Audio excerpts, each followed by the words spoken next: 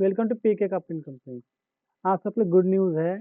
जिनका एग्जाम मार्च अप्रैल 2025 में है, उनका एग्जाम फीस सबमिशन का पोर्टल ओपन हो चुका है, तो वो अपने पोर्टल से एग्जाम फीस सबमिट कर सकते हैं। तो यहाँ कंप्लीट प्रोसीजर देखेंगे कि कैसे एग्जाम फीस सबमिट करना है।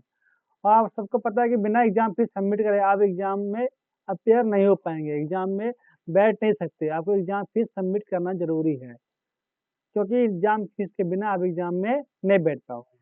तो ध्यान से देखते हैं कि एग्जाम फीस सबमिट करने का क्या क्या प्रोसेस है। पहले आपका एनआईएस की जो ऑफिशियल वेबसाइट है sdmis.ac.in, इस पे आना है sdmis.nis.ac.in।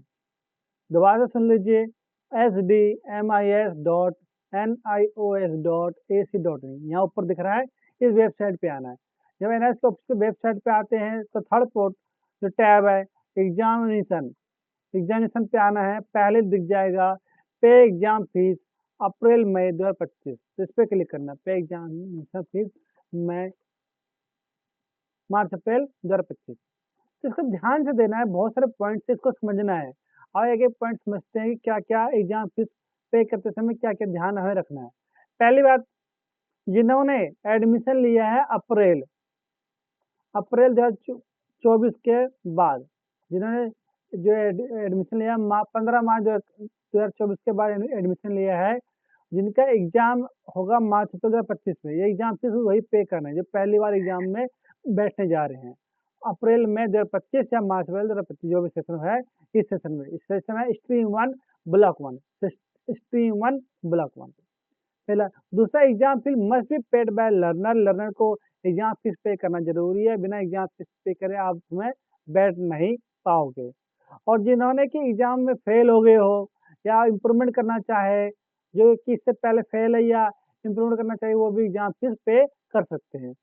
और जिसको ध्यान रखना कि 5 साल के लिए एडमिशन वैलिड होता है, तो 5 साल के, अगर 5 साल से ऊपर हो गया आपका एडमिशन, तो आप एग्जाम फीस पे नहीं कर पाओगे। जैसे कि 2020 जिन्होंने एडमिशन लिया है उसका 5 साल पूरा हो जाएगा, तो एग्जाम फीस पे नहीं कर पाएंगे। तो 2020 के बाद जिन्होंने भी एडमिशन लिया है वो पे कर सकते हैं, उससे पहले वाला भी एग्जाम फीस पे नहीं कर पाएंगे। दूसरा, exam fees must be paid by the learner अब an I register secondary and senior secondary course under stream 2, जिन्होंने स्ट्रीम 2 में एडमिशन लिया है अप्रैल 2021 में, जिनका मतलब कि जो जिन्होंने अभी एग्जाम नहीं दिया है उससे पहले की अप्रैल 2021 के पहले, मतलब अप्रैल 2021 के बाद, तो वो एग्जाम में बैठ सकते हैं, और इससे पहले जिन्होंने एडमिशन लिया है वो नहीं बैठ पाएंगे।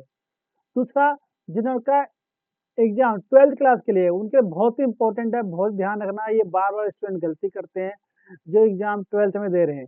जैसे कि उनका 2 साल का गैप होना जरूरी है। सपोज करते हैं अगर वो 2023 में उन्होंने 10th पास किया है और अभी चाहते हैं कि वे 2025 में एग्जाम दे, तो वो एग्जाम नहीं दे पाएंगे, तो 23 और 25 के बीच 2 साल का गैप नहीं हो पा रहा है, इसलिए। तो इसे बहुत ध्यान रखना है। देखो, अक्टूबर 2023, अप्रैल 2024 और October 2024 self exam fees to appear examination secondary exam only 4 subject, 4 subject से पेपर दे सकते हो। अगर आपका 2 साल पूरा नहीं हुआ है तो मैक्सिमम 4 सब्जेक्ट का ही आप एग्जाम दे सकते हो, एग्जाम में बैठ सकते हो। तो 4 सब्जेक्ट का ही आपको एग्जाम फीस पे करना है।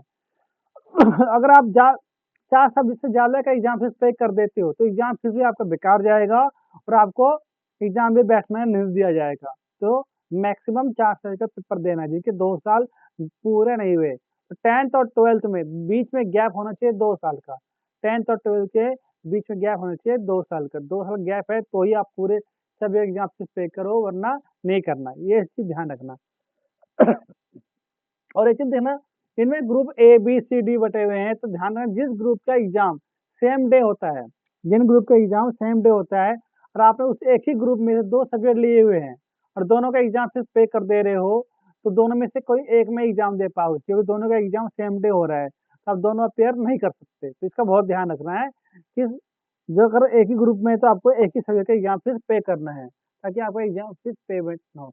और किसी भी सिचुएशन में आपका एग्जाम फीस रिफंड नहीं होगा, किसी भी सिचुएशन में आपका एग्जाम फीस रिफंड नहीं होगा, तो बहुत ध्यान से रखना है। एग्जाम फीस का जो सब्जेक्ट है 300 रुपये पर सब्जेक्ट आपका एग्जाम फीस है थ्योरी पेपर के लिए, और 150 रुपये पर सब्जेक्ट आपका प्रैक्टिकल पेपर के लिए एग्जाम फीस है।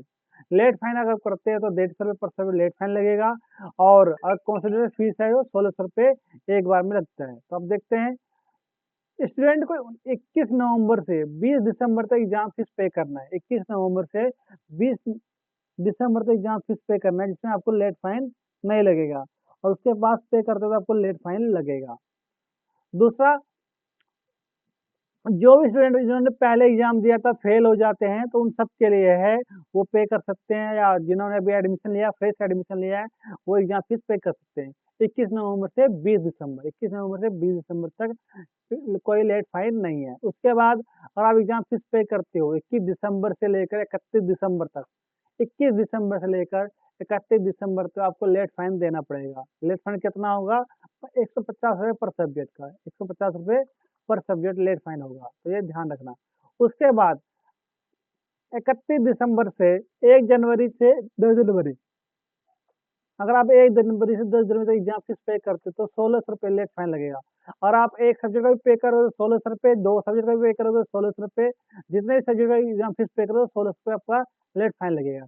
तो जो कोशिश करना कि 20 दिसंबर से पहले पहले अपना एग्जाम फीस पे कर देना। ये पॉइंट बहुत ध्यान रखना, और खासकर 10th और 12th में 2 साल का गैप वाला, इसका बहुत ध्यान रखना। बाकी जितने भी सब्जेक्ट में आप एग्जाम फीस पे करना चाहो करके पेपर दे सकते हो। यहाँ टर्म और कंडीशन को एक्सेप्ट करना है, एक्सेप्ट करने के बाद प्रोसीड करना है। जैसे प्रोसीड करोगे यहाँ एनरोलमेंट नंबर डालने का आ जाएगा, आपको एनरोलमेंट नंबर मिल गया हो, और एनरोलमेंट नंबर नहीं मिला तो आप कमेंट कर सकते हैं, व्हाट्सअप कर सकते हैं, ताकि हम आपकी पूरी मदद करेंगे। यहाँ आपको एनरोलमेंट नंबर डालना है, मेरे पास एक एनरोलमेंट नंबर डाल के दिखाता हूँ। जैसे डालते हैं, डालने के बाद आपके पास ये इस तरह से विंडो खुल जाएगा, नाम आ जाएगा, आपके फादर नाम मदर नाम आ जाएगा। तो ध्यान देना, अब देखना हमने 10th पास किया 2021 में, और ये हम 2025 पे एग्जाम फीस पे कर रहे हैं 12th के लिए, तो ये पूरा कर सकते हैं। और यही अगर 10th पास होता है 2023 में, तो वो पूरे 5 सब्जेक्ट एग्जाम फीस पे नहीं कर सकते थे, तो उनको 4 सब्जेक्ट एग्जाम फीस पे करना होता। तो ये ध्यान रखना। तो यहाँ पर आपको क्लिक करना है, तो जिस एग्जाम में आप जिस एग्जाम को देना चाहते हैं उन सब के एग्जाम फीस का टिक कर देना है, जिसमें एग्जाम फीस देना है उनको क्लिक कर देना है। ये जैसे टिक करने के बाद सबमिट कीजिए। सबमिट करने का यहाँ ऑटोमेटिक आपका फीस दिखा देगा, टोटल फीस कितना जाएगा। तो ये प्रोसेस ही, बाकी जो भी गेटवे चाहिए उस गेटवे को चुन के आप एग्जाम फीस पे कर सकते हैं। सीएससी के माध्यम से पे करना चाहे तो उससे कर सकते हैं, अगर आप सीएससी संचालक हैं तो वहाँ से पे कर सकते हैं। वरना आप HDFC, union bank, IDBI, bank of Baroda, किसी भी पेमेंट गेटवे का इस्तेमाल करके हम पेमेंट कर सकते हैं। जैसे आप पेमेंट गेटवे सेलेक्ट करेंगे, मेक पेमेंट पे जाएंगे, अपनी पेमेंट डिटेल डालते हैं, यहाँ पे पेमेंट डिटेल डालते साथ ही आपका एग्जाम फीस पे हो जाएगा।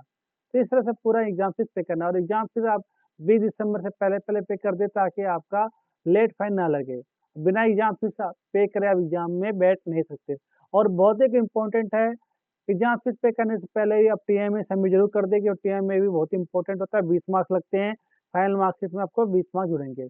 इन सब के लिए आप मेरे वेबसाइट पे जा सकते हैं, वहाँ से टीएमए अपना डाउनलोड कर सकते हैं, उसको अपलोड कर सकते हैं। थैंक यू फॉर वॉचिंग, मिलते हैं नेक्स्ट वीडियो में एक दूसरे वीडियो के साथ। Thank you.